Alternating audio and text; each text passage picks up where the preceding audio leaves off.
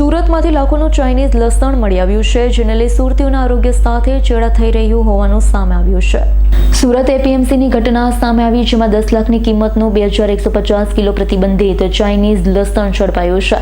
સુરત એપીએમસીમાંથી પ્રતિબંધિત ચાઇનીઝ લસણ જપ્ત કરાયું છે, તો ખેડૂતોની આજીવિકા રક્ષણ માટે ચાઇનીઝ લસણ પર પ્રતિબંધ મુકાયો છે. વર્ષ 2014થી ચાઇનીઝ લસણ પર પ્રતિબંધ મૂક્યો છે.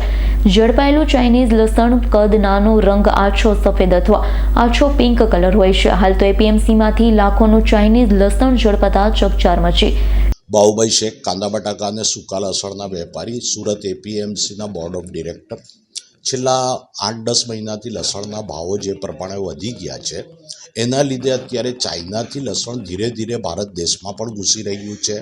હવે એ પોર્ટ પરથી કાયદેસર પણ આવે છે અને ગેરકાયદેસર પણ આવે છે, પરંતુ આ લસણ સરકારશ્રીની ગાઈડલાઈન મુજબ એને સ્વાસ્થ્ય માટે હાનિકારક બતાવવામાં આવે છે અને ખરેખર એમાં જે રીતની દવા અને પેસ્ટિસાઇડનો ઉપયોગ થાય છે, એટલે એ સ્વાસ્થ્ય માટે હાનિકારક જ છે. અને ખાસ કરીને છેલ્લા 3 વર્ષથી આપણા ત્યાંના લસણની ખેતી કરતા ખેડૂતોને પોતાના માલનો ભાવ ન મળવાના કારણે આ વર્ષે ઉત્પાદન ઓછું છે.